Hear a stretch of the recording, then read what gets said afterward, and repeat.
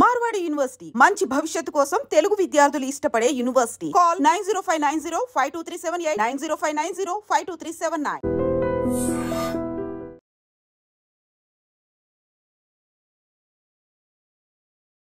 ఇంకా summer holidays కొనసాగుతున్నాయి కాబట్టి ఇంకా కూడా పిల్లల్ని తీసుకొని ప్రయాణాలు సాగిస్తున్నారు తల్లిదండ్రులు. అందులో భాగంగానే అనకాపల్లి జిల్లా దొండపూడి గ్రామానికి చెందినటువంటి వీళ్ళు యాక్చువల్లీ వీళ్ళ అత్తగారిల్లు అనమాట. ఇప్పుడు నేను చెప్తున్న ప్లేస్ ఏదైతే ఉందో అత్తగారిల్లు.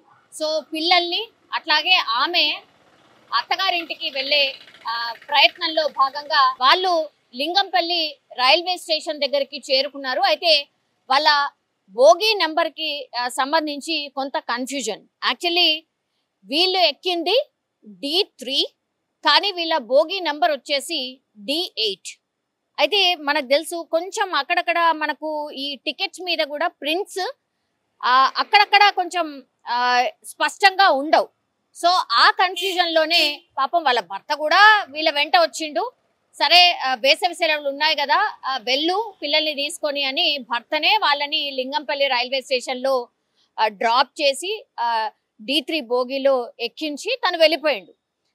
రైలు కదిలింది. ఆ తర్వాత యాక్చువల్లీ D3కి సంబంధించిన ప్రయాణికులు ఎవరైతే ఉన్నారో వాళ్ళు వచ్చి ఇది మా సీట్ అండి, ఇది D3 బోగి, మీరు ఒకసారి చెక్ చేసుకోండి, మీది D3 బోగి కాదనుకుంటా, ఒకసారి మా టికెట్స్ చూడండి, మా నంబర్ చూడండి అని ఆ ప్రయాణికులు వచ్చి ఇప్పుడు వీళ్ళని అడగడంతో బై మిస్టేకన్లీ కరెక్ట్ మాది D8 అని గుర్తించింది. ఆ తర్వాత నెక్స్ట్ స్టాప్ లో మేము దిగిపోతామండి అని చెప్పి ఆ లోపలనే కొన్ని బోగీస్ కి కనెక్షన్ ఉంటుంది కదా, అంటే D3 నుంచి D8 వరకు వెళ్ళాలి. సో 4, 5, 6, 7, 8 అంటే 5 బోగీలు మారిస్తే గానీ వాళ్ళ బోగీలోకి వెళ్ళలేరు చిన్న పిల్లలు. తర్వాత D8 కి వెళ్ళాలంటే మధ్యలో కనెక్షన్ ఒకదానికి ఇంకో దానికి బోగికి లేకపోవడంతో గట్కేసర్ దగ్గర ట్రైన్ ఆగినప్పుడు వెంటనే D3 బోగి నుంచి దిగి D8 బోగిలోకి వెళ్ళడానికి ప్రయత్నం అయితే చేసింది. ఇద్దరు పిల్లలు, వాళ్ళ లగేజ్, అట్లాగే తల్లి కూడా. అయితే D8 కి వెళ్ళిన తర్వాత ఈ లగేజెస్ అన్ని లోపల వేసేసింది. ఆ తర్వాత పిల్లల్ని కూడా ఎక్కించింది. కానీ ఆమె ఎక్కే ప్రయత్నం చేయడంలో భాగంగా ట్రైన్ కదలడం స్టార్ట్ అయింది. దీంతో టెన్షన్ పడిపోయింది. ఎందుకంటే బ్యాగ్స్ అందులో ఉండిపోయినాయి, బ్యాగ్స్ దేవుడు రంగు, అసలు పిల్లలు అందులో ఉండిపోయినారు, తల్లేమో బయట ఉండిపోయింది. కొంచెం ఫాస్ట్ గానే మూవ్ అవడం స్టార్ట్ అయింది. సో ఆమె ప్రయత్నం చేస్తూ బోగి లోపలికి వెళ్లే ప్రయత్నం లో భాగంగా ఆమె కింద పడిపోయింది అంటే మనకు తెలుసు ట్రైన్ కి అట్లాగే ప్లాట్ఫామ్ కి కొంచెం గ్యాప్ ఉంటది. ఆ గ్యాప్ మధ్యలో ఇరుక్కుపోయింది. ట్రైన్ ఏమో కదలడం స్టార్ట్ అయింది. పాపం అందులో మధ్యలో ఇరుక్కుపోయింది. ప్రయాణికులు అట్లాగే రైల్వే సిబ్బంది, గట్కేసర్లో ఉన్నటువంటి వాళ్ళు ప్రయాణికులు అందరూ గట్టిగా అరవడం స్టార్ట్ చేసిండ్రు. తర్వాత రైల్వే పోలీసులు ట్రైన్ ఆపే లోపలనే పాపం కొద్ది దూరం వరకు ఆమెని ట్రైన్ లాక్కుపోయినటువంటి పరిస్థితి. ఆమెని తీసే లోపే అంటే బయటకి తీసే లోపే చనిపోయినటువంటి సిచ్యువేషన్. అత్యంత దారుణం అన్నమాట. అంటే ట్రైన్ ప్రయాణాలు ఎంత భయంకరంగా ఉంటాయో కొన్ని టైమ్స్, చాలా టైమ్స్ కూడా మనం చూడొచ్చు. కదులుతున్నటువంటి ట్రైన్ లో ఎక్కే ప్రయత్నం చేస్తారు. ఇట్లా చాలా అంటే చాలా ఇన్సిడెంట్స్ జరిగాయి. కానీ పాపం ఈ అనకాపల్లి జిల్లాకు సంబంధించిన వాసి జస్ట్ వేసవి సెలవులు ఉన్నాయని పిల్లల్ని తీసుకొని అత్తగారింటికి వెళ్తున్నటువంటి ఆ టైంలోనే జస్ట్ అంటే బై మిస్టేకన్లీ D8 లో ఎక్కాల్సింది D3 లో ఎక్కారు. ఇది ఇప్పుడు ఆమె ప్రాణాలనే తీసింది అనుకోవచ్చు. సో పాపం కేవలం 33 సంవత్సరాలు ఈమెకి. వెంకటేష్, అట్లాగే ఈమె చనిపోయిన ఆమె పేరు వచ్చేసి శ్వేత, ప్రైవేట్ ఉద్యోగి వాళ్ళ హస్బెండ్ కూడా. సో ఆదివారం కదా, సో నిన్న సెలవు కాబట్టి వీళ్ళ ఫ్యామిలీని ట్రైన్ లో ఎక్కిచ్చేసి ఆయన ఇంటికి వెళ్లే లోపలనే ఆయనకు కాల్ వచ్చింది, ఇట్లా ఇన్సిడెంట్ అయిందండి, మీ వైఫ్ ఇలా చనిపోయింది. అంటే కళ్ళ ముందే ప్రాణాలు పోతున్నా ఏం చేయలేనటువంటి సిచ్యువేషన్స్ అంటే ఇలాగే ఉంటాయి. అంటే కొంత నెగ్లిజెన్స్ అనుకోండి, లేకపోతే టెన్షన్ పడి పాపం మా తల్లి పిల్లలు ఇద్దరు లోపల ఉండిపోయారు కదా, ఎట్లా మరి ట్రైన్ వెళ్ళిపోతే మళ్ళీ వాళ్ళు ఏమైపోతారు అని ఆలోచన తప్పించి నాకేమవుతుందో అన్న ఆలోచన చేయలేదనుకుంటా. అందుకని ఈ రన్నింగ్ మూవ్ అవుతున్నటువంటి ట్రైన్ లో ఎక్కే ప్రయత్నం చేయడం, ఆ తర్వాత కాలు జారి పాపం ఆ ప్లాట్ఫామ్ అట్లాగే ట్రైన్ కి మధ్యలో ఉన్నటువంటి గ్యాప్ లో ఇరుక్కుపోవడం, ఆ తర్వాత చనిపోవడం అయితే జరిగింది. దీంతో వాళ్ళ హస్బెండ్ కి వార్త తెలిసిన తర్వాత కన్నీరు మున్నీరుగా విలిపిస్తున్నటువంటి పరిస్థితి అయితే కనిపించింది. పాపం అత్యంత ఘోరమైన విషాదకరమైనటువంటి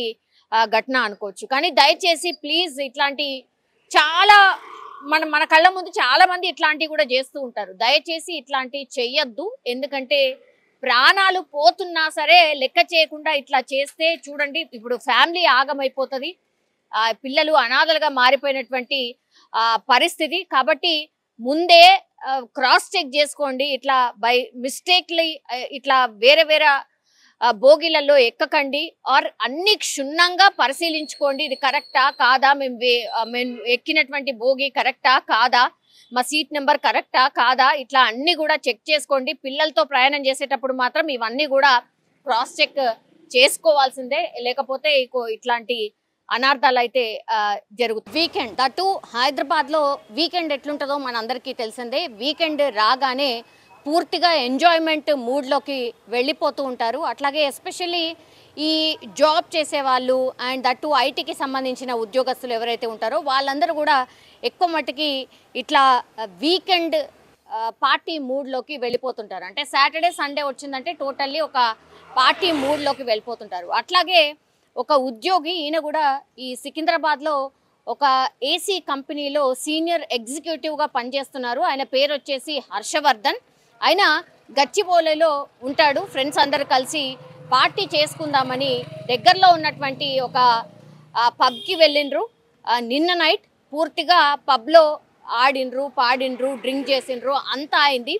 దాని తర్వాత మళ్ళీ ఇంటికి వెళ్ళిన తర్వాత ఈ హర్షవర్ధన్ గచ్చిబౌలిలో ఒక అపార్ట్మెంట్లో రూమ్లో ఉంటాడు. కాబట్టి వాళ్ళ ఫ్రెండ్స్ అందరు కలిసి మళ్ళీ ఆ రూమ్కి వెళ్ళిన తర్వాత మరోసారి మద్యం సేవించినట్టు చెప్తూ ఉన్నారు పోలీసులు.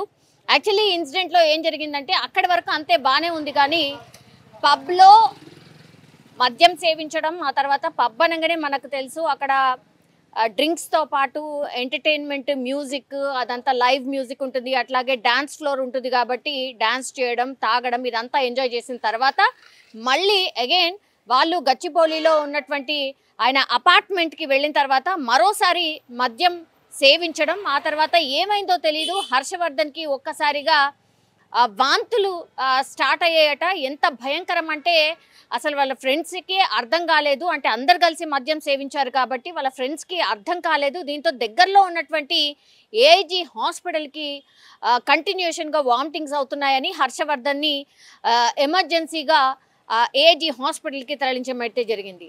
మరి ఆ వాంతులు చేసుకున్నటువంటి క్రమంలోనే ఏమన్నా అయిందా, ఎక్కువ మద్యం సేవించడం వల్ల అది అయిందా, మరి ఏంటో తెలియదు, కానీ హర్షవర్ధన్ చనిపోయినటువంటి పరిస్థితి. మద్యం సేవించడం, అది కూడా పబ్లో, ఆ తర్వాత మళ్ళీ వచ్చి ఇంటికి వచ్చిన తర్వాత మళ్ళీ ఇంకోసారి సేవించడం, అదే రీజనా? మరి ఎక్కువ మద్యం సేవించడం వల్లే ఈ ప్రమాదవశాత్తు చనిపోయిందా? అంటే ఎక్కువగా మద్యం సేవించడం కూడా అతి ఏదైనా హానికరం అని కూడా ఈ ఇన్సిడెంట్లో అర్థమవుతోంది. అట్లాగే కొంతమంది ఈ ఇన్సిడెంట్ గురించి మనం డాక్టర్స్ని కూడా మనం కదిలించినప్పుడు ఆరు డాక్టర్స్తోని కూడా మాట్లాడే ప్రయత్నం చేసినప్పుడు కూడా డాక్టర్స్ కూడా అదే చెప్తున్నారు, అతి ఏదైనా ప్రమాదకరమే. అది ఫుడ్ అయినా అనుకోండి, లేకపోతే ఇట్లా మద్యమైనా అనుకోండి, వాళ్ళు పబ్లో తాగడం, ఆ తర్వాత మళ్ళీ వచ్చి మళ్ళా రూమ్కి వచ్చి కూడా తాగడం. సో ఇదంతా చూసినప్పుడు ఎక్కువగా మద్యం సేవించడమే దీనికి ప్రాథమికంగా అయితే కారణం అయి ఉండొచ్చు అని డాక్టర్స్ కూడా చెప్పినటువంటి పరిస్థితి అయితే కనిపిస్తోంది. సో అత్యంత ఎక్కువ మద్యం తాగడం కూడా హెల్త్కి ఎంత ప్రమాదకరమో ఇప్పుడు హర్షవర్ధన్ మృతి తర్వాత అర్థమైంది అనుకోవచ్చు. ఎందుకంటే కేవలం 26 సంవత్సరాలు మాత్రమే ఆయన, అండ్ దట్టు ఆయనకి ఎట్లాంటి హెల్త్ ఇష్యూస్ లేవు అని ఫ్రెండ్స్ కూడా చెప్తున్నటువంటి పరిస్థితి. సో జస్ట్ ఒక 12 గంటల వ్యవధిలోనే ఎక్కువగా మద్యం సేవించడం వల్ల హర్షవర్ధన్ చనిపోయినట్టు కూడా ఏఐజీ హాస్పిటల్కి సంబంధించిన వర్గాలు చెప్పడం అయితే జరిగింది. సో అనుమానాస్పద కేసుగానే పోలీసులు దీన్ని నమోదు చేసినటువంటి పరిస్థితి. ఎందుకంటే ఈయనది ట్రాక్ చెక్ చేసినప్పుడు ఆయనకి హెల్త్ ఇష్యూస్ ఎక్కడా లేవు, కానీ మద్యం సేవించినట్టుగానే ఒక దగ్గర పబ్ దగ్గర, ఆ తర్వాత మళ్ళీ వచ్చిన తర్వాత రూమ్లో మద్యం సేవించిన తర్వాత ఒక్కసారిగా వామిటింగ్స్ స్టార్ట్ అయినాయి అంతే. సో కేస్ క్లియర్గా కనిపిస్తోంది.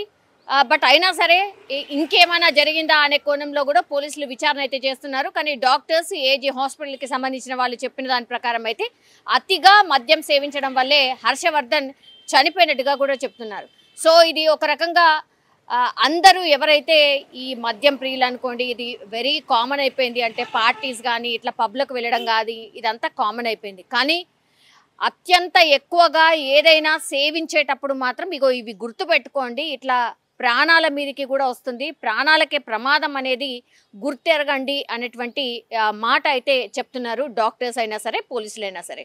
సో ఏదైనా అతి మంచిది కాదు అని మరోసారి స్పష్టమైంది. నిజంగా ప్రస్తుతం ఉన్నటువంటి సమాజం దేనికి ప్రయారిటీ ఇస్తుంది? ఆర్థిక సంబంధాల చుట్టూ మాత్రమే తిరుగుతుంది. మళ్ళీ ఎన్నికలంగానే చాలా విరక్తి కలుగుతున్నాం. మంచి అనిపిస్తుంది కదా, లేడీస్ కూడా ఛాలెంజింగ్ జాబ్స్ చేసినప్పుడు చాలా బాగుంటది. ట్రాఫిక్ అసిస్టెంట్స్ గా నియమించిన ట్రాన్స్జెండర్స్ అందరితో సాల్యూట్ చేయించుకుంటున్నారు. ఫుడ్ డెలివరీ ఇవ్వటానికి వెళ్ళినటువంటి డెలివరీ బాయ్ అనిల్ పై కళ్ళ ముందు